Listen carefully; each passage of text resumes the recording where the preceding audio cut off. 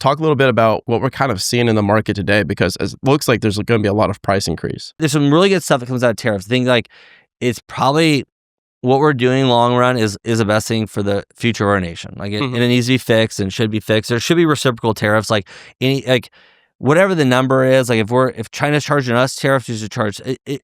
Like it should be reciprocal. Yeah, I believe, my personal thought, and being involved, I manufacture in China. I'm in China all the time. Like, I know it pretty well.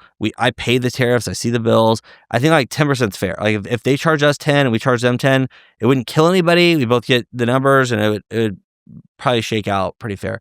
I think 30 is still too high. Personal feeling. It's really tough when you blend it across all market segments, because you can't, like, automotive's different than furniture, which is different than medical supplies, different than pharmaceuticals. So every industry is a little bit different. And like some of the stuff, like even I don't manufacture semiconductors, or one of the guys on our board, NVIDIA. Yeah, like one of the guys on our board does, and he's like, by doing that affects like America's future. They shouldn't do that. Like, so you gotta, I think you really do have to dive into each market segment. But overall, you're gonna see prices are gonna have to increase. Like just do smart math. Like again, agriculture, stuff like that, a lot of stuff in the United States. Like there's some companies that aren't affected at all by tariffs.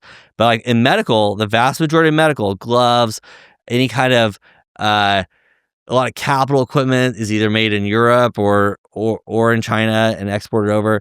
The vast majority of medical is made overseas right now. We don't have, like, people.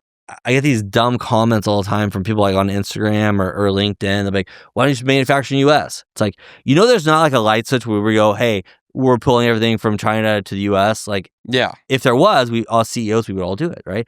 But like, you have to get a manufacturing plant. It has to be a Class 3 medical device manufacturing plant. It has to be certified by certified by the FDA. The FDA approval process is a 6 to 9 month process on a manufacturing plant, if you can even get a line now. That's why I was so confused by how fast he ruled things out. Because that made no sense to me from like somebody like, I don't know what's the quote from, what was it, Ozarks? I don't know shit about fuck, dude. So, and it's like, I'm looking at all this, I'm like, but from just a general consumer's perspective, I was like, if you're manufacturing billions of dollars of raw material in China, and then all of a sudden the next month, okay, cool, now there's a tariff there. It's like, you would think rationally that there would be like a 6 month to 12 month window or something there. It's like, hey, this is going to come into effect 6 months from now. So everyone has some time. Exactly. American companies have time to now move back to America and then do that. I don't understand why all of a sudden it was just like, it felt like overnight. If I had like 1 minute to say my piece, try to be like, very similar to what you said, like, should have been done over a longer time period, not knee-jerk reaction. It's not fair to America business. 80% of American businesses are small business anyway. You can't just, you're crushing the small business across America. Hundreds of people, I've heard other CEOs that there's a small subset that already went bankrupt. Like, they couldn't handle it. They're like, we're closing out. They can't keep our commitments on these contract prices. Sometimes you lock up prices for 1-2 years. Your prices are here. Your cost of goods sold just went here. Now you're negative on everything. And all these shipping containers were already paid for well in advance. Yeah, so it should have been done. It really should have been done with a year out, maybe. 6 months probably been too quick on some stuff. And then they should have loosened up on regulations. So like, if you're going to encourage us all to go back to the U.S., you got to let the FDA have quicker approvals. You can't say, hey, we're going to charge you all this, come to the U.S., but then take 9 months to give FDA approvals. Like, that doesn't make any sense, right? Mm-hmm.